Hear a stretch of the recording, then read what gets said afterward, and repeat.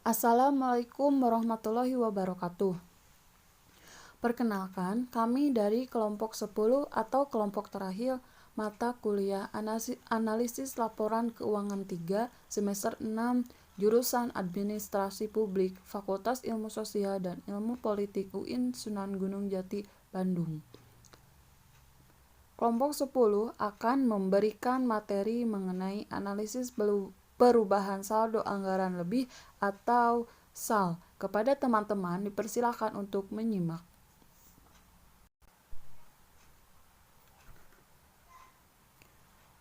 Anggota kelompok 10 terdiri dari Siti Hasanah, Tasya Febriana, dan Yaya.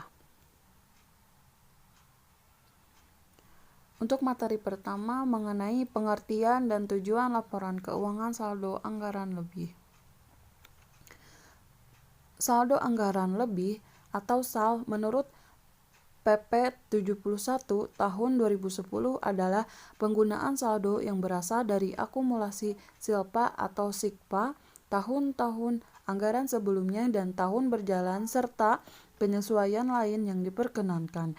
Sedangkan menurut PMK nomor 206 atau PMK 05 2010 tentang pengelolaan saldo anggaran lebih atau SAL merupakan akumulasi silpa atau sikpa tahun anggaran yang lalu dan tahun anggaran yang bersangkutan. Setelah ditutup, ditambah atau dikurangi dengan koreksi pembukuan. Silpa atau sikpa merupakan selisih lebih kurang antara realisasi pendapatan laporan realisasi anggaran dan belanja, serta penerimaan dan pengeluaran pembiayaan dalam APBN selama satu periode pelaporan. Menurut PP 71 tahun 2010, dijelaskan dalam PMK 206 PMK 05 2010, silpa atau sikpa dihitung dari nilai surplus atau defisit ditambah dengan realisasi pembiayaan neto. Peraturan Menteri Keuangan Nomor 203 atau PMK 05 2013 tentang perubahan atas Peraturan Menteri Keuangan Nomor 206 PMK 05 2010 tentang pengelolaan saldo anggaran lebih. Ruang lingkup pengelolaan SAL meliputi kegiatan perhitungan SAL, penyimpanan dana SAL, penggunaan SAL, akuntansi dan pelaporan SAL, serta penyelesaian selisih angka SAL. Untuk perhitungan SAL sendiri itu terdiri dari surplus atau defisit, selisih pendapatan negara dikurangi realisasi belanja negara, ditambah realisasi pembiayaan bersih atau selisih penerimaan pembiayaan dikurangi pengeluaran pembiayaan, ditambah atau dikurangi koreksi pembukaan SAL dan dikurangi penggunaan SAL. Kemudian mengenai penyimpanan dana SAL disimpan oleh BUN atau dalam bentuk rekening milik bendahara umum negara. Bendahara pengeluaran dalam bentuk uang persediaan, bendahara satuan kerja Badan Layanan Umum atau BLU dalam bentuk rekening kas BLU dan kas tunai, serta bendahara satuan kerja kementerian atau lembaga yang berasal dari hibah langsung. Kemudian penggunaan SAL digunakan dalam rangka menutup kekurangan pembiayaan APBN dan atau memenuhi kebutuhan pengeluaran negara pada saat tertentu dalam hal realisasi penerimaan negara tidak mencukupi untuk membiayai pengeluaran tersebut. Penggunaan SAL dilaksanakan sesuai undang-undang mengenai anggaran pendapatan dan belanja negara dan terlebih dahulu memperhitungkan kebutuhan anggaran sampai dengan akhir tahun anggaran berjalan serta awal tahun anggaran berikutnya.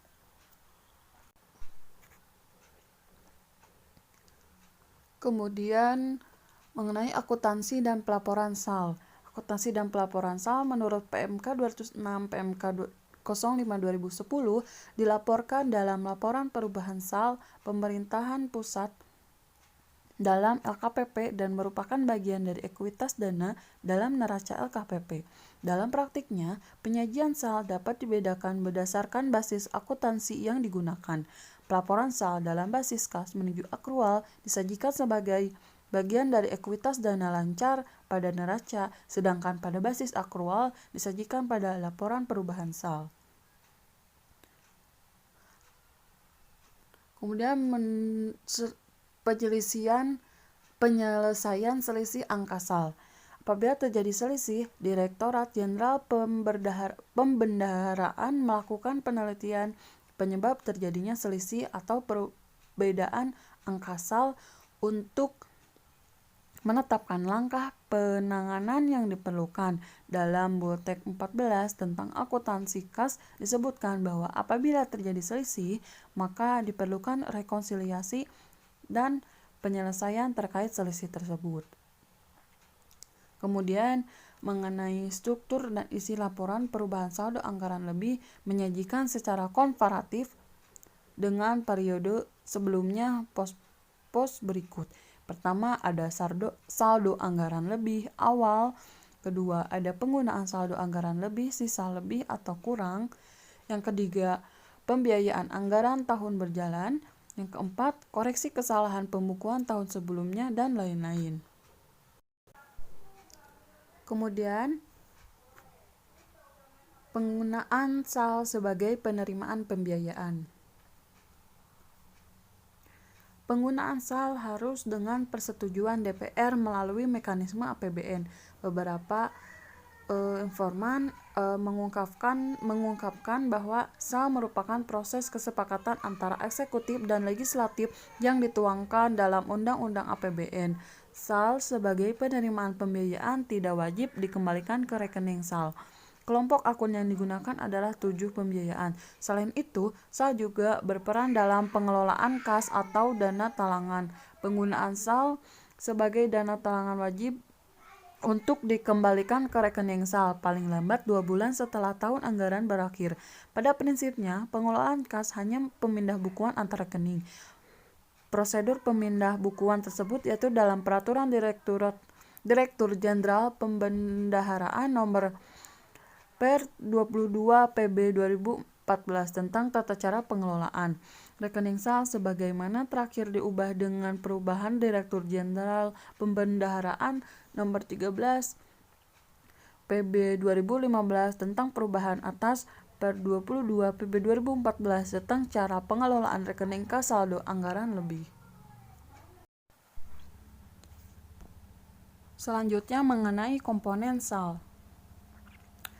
Komponen SAL adalah unsur-unsur yang membentuk SAL meliputi penetapan saldo awal, perhitungan dan transaksi yang berpengaruh terhadap SAL. Dalam PMK 206 PMK 5 2010, pemerintah menetapkan saldo awal SAL tahun 2010 sebagai titik awal perhitungan SAL.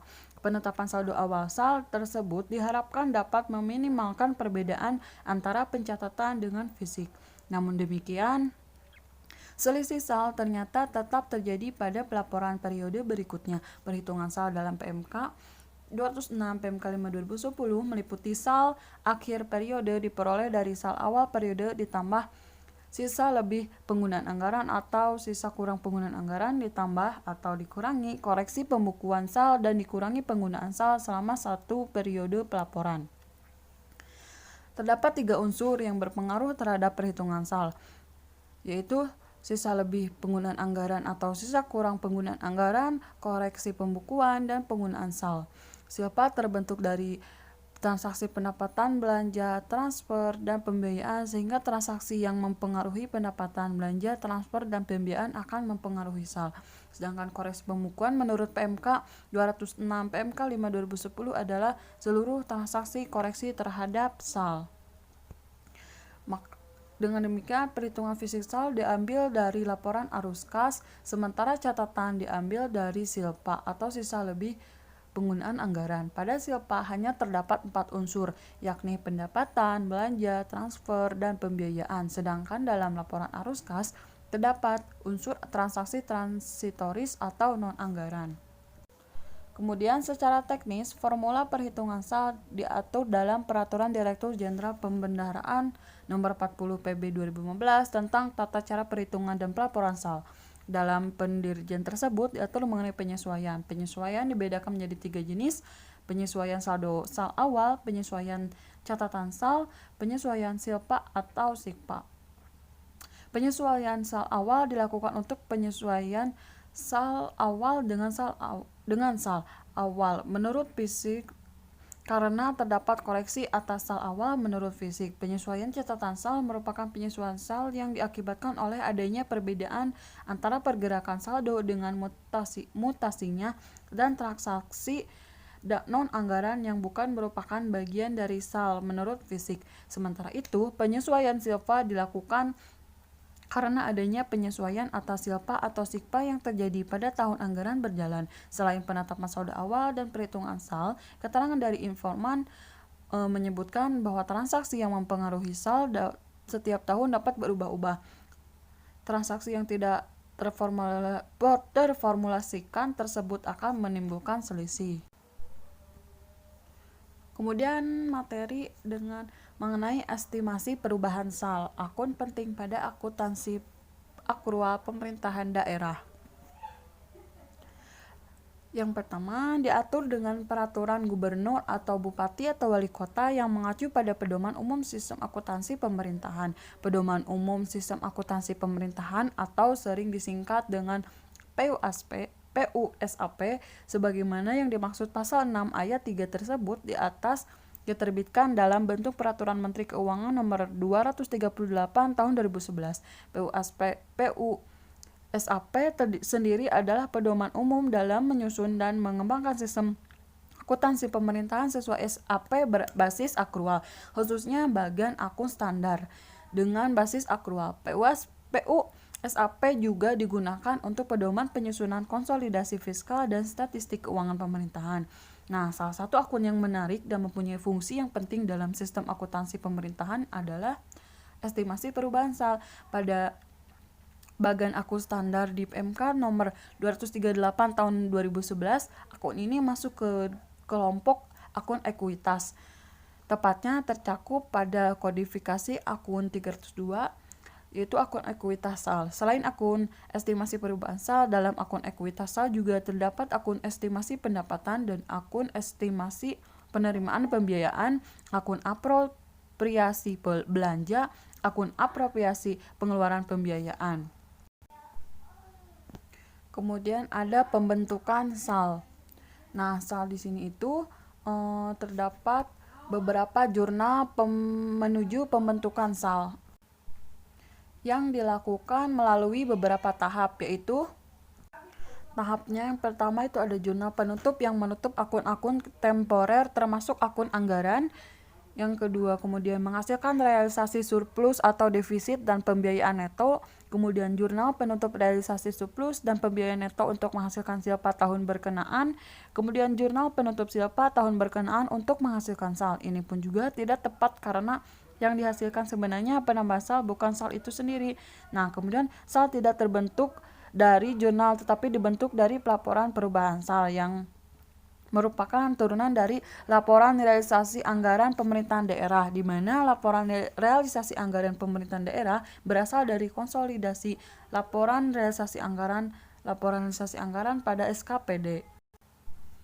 Nah, kita lihat bersama ada 3 tahap untuk menutup akun temporer supaya terbentuk penambahan atau pengurangan SAL. Nah, dengan menggunakan akun estimasi perubahan SAL, maka 3 tahap jurnal penutup ini dapat diringkas menjadi hanya 1 tahap, yaitu jurnal penutup yang menutupi akun-akun temporer termasuk akun anggaran dan menutup akun estimasi perubahan SAL itu sendiri.